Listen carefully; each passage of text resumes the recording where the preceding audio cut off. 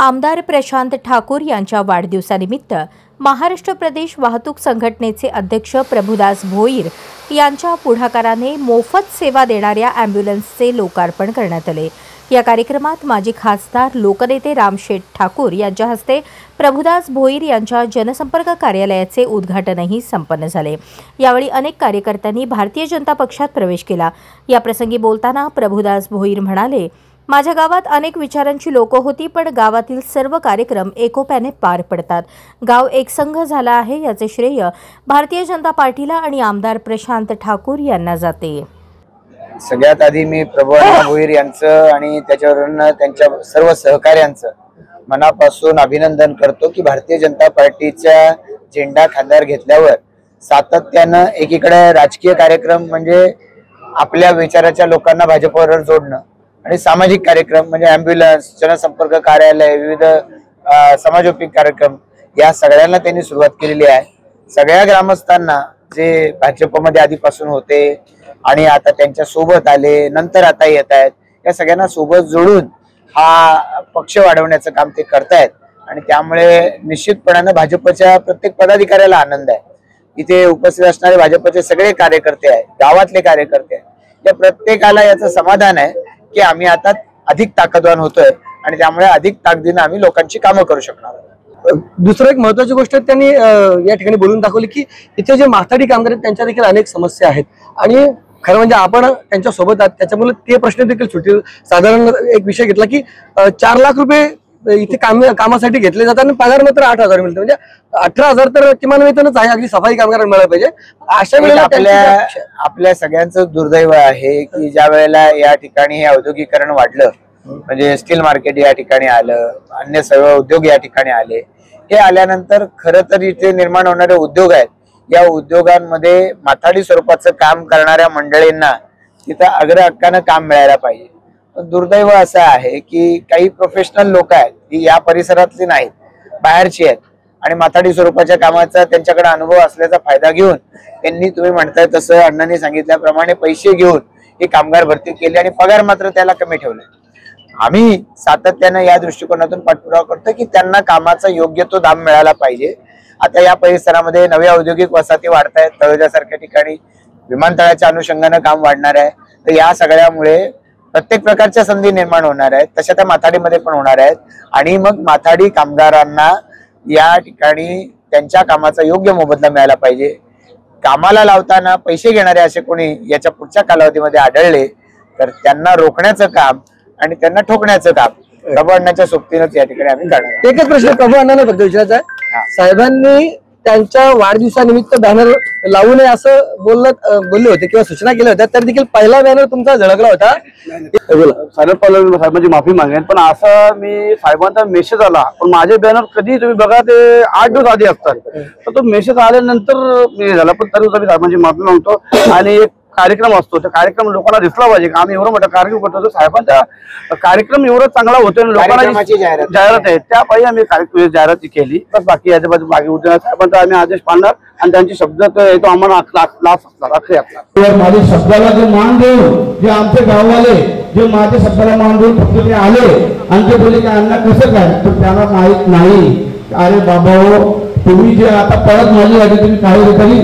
आले होते ते तुम्ही आले, पण तुम्ही एक लक्षात ठेवा का तुम्ही विचार करा की आपल्या गावामध्ये 20-25 वर्षानंतर रामशेठ साहेब आलेले आहेत, किती मोठी गोष्ट आहे। अरे बाबा आपण किती शिकला, काय विकास, काय बघताय तुम्ही, आणि एवढं वर्ष तुम्ही सगळे बघता, आपण थोडे गावामध्ये बघतोय, आपण तिथे त्याच गोष्टी। आता काय, आता बघा दादा आपल्या चारही बाजूने आपल्या गावात विकास पुढे चालू आहे, चारही बाजूने आपल्या गावाला खड्डे होते, दादाने फोन केला तर आता हे रोडचं काम चालू झालं, म्हणजे चारही बाजूने रस्ते झाले आणि कुठलीही समस्या असली तर आपण हक्काने सांगू शकतो आणि आपलं काम म्हणू शकतो। तर याच्यापेक्षा मोठी गोष्ट आपल्या गावासाठी कुठली आहे, कारण का असं माणूस किती मोठा झाला तर त्याच्यासाठी आपला गाव पहिला असतो। आणि मला असं वाटतं की सर्वात पहिलं प्रशासनाचा आभार मानेल खरंच, कारण की मी एक संघर्षच करत असतो प्रत्येक इलेक्शनला, तर काय आता माझा पूर्ण गाव भेटला तर माझा सगळीजण त्यावेळेला बोलतो, आता बोलतो, आता तर पूर्ण गाव माझा बोलावला, ते बोलतात ना अशी लोक आहेत ना, असा पक्ष आहे तो म्हणजे लोकांना म्हणजे बोलतात तर नाही अशी लोक थांबून ठेवतात, विकासापासून थांबून ठेवतात। खरं सांगते तुमचा जो आशीर्वाद पनवेल तालुक्याला आणि उरण तालुक्याला आहे खरंच आज आम्ही म्हणजे स्वप्नामध्ये आमचं स्वप्न होता तर काय नाव अरे आता कसा काय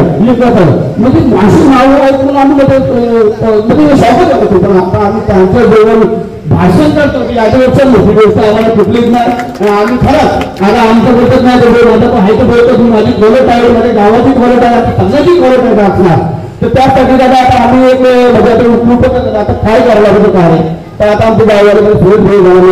सगळे आमच्या गावाला गावाची जेवढे कार्य म्हणजे जे पहिल्यापासून म्हणजे पाठीशी तुमचं आहे आम्ही पण एक गाव होतो पण एकच करतो गावाची एक पूजा एक भूमी सगळ्या एक गाव होणार आहे म्हणजे आता तुमच्या भाषणाला श्रेय म्हणजे फक्त दादा आणि बीजेपी पक्षाला देणार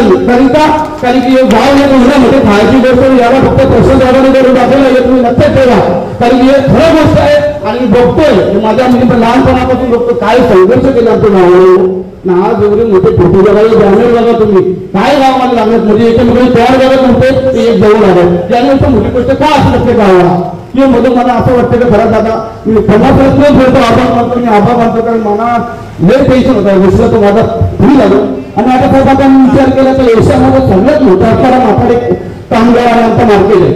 आणि व्यापारी वर्ग आहे माथाडी कामगार आहे सगळे तर व्यापारी भरपूर आलेले आहेत माथाडी कामगार आलेले आहेत पण माथाडी नेत्यांचा जो लक्ष पाहिजे जो माथाडी कामगारांचं तर मला असं वाटत नाही की पाहिजे तसं आहे कारण का आज आम्ही भूमिपुत्र आणि माथाडी कामगार आणि व्यापारी त्यांचंच फक्त चाललं पण माथाडी नेत्यांचं काय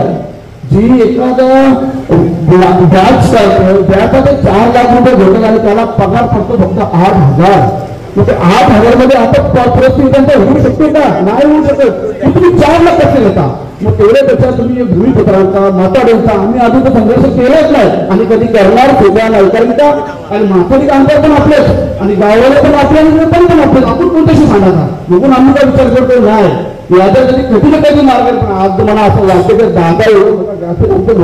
मोठे शेठ इथं आले म्हणजे आम्हाला आता चिंता करायची इतर लोकांची गरज पडणार नाही कारण ते 100% काम होणार बघून आता म्हणजे म्हातारे आता दादांच्या राज्यामध्ये काय करायला पाहिजे तर माझे आम्ही आंबुलन्स ठेवली आणि म्हातारी कामगारांच्या हल्ली जाणे दुर्घटना होतच असते ती सर्वच फक्त लोक होते तर म्हातारी कामगारांना माहिती मग त्यांच्यासाठी काय सुविधा दिली पाहिजे त्यांचा काय विचार केला पाहिजे म्हणजे आंबुलन्स होती आंबुलन्सचा पण एक रुपये होतो तर आम्ही बघतो तुम्ही वेगळे बघता तर गव्हर्नमेंट नाही व्हायला पाहिजे म्हणून आम्ही ती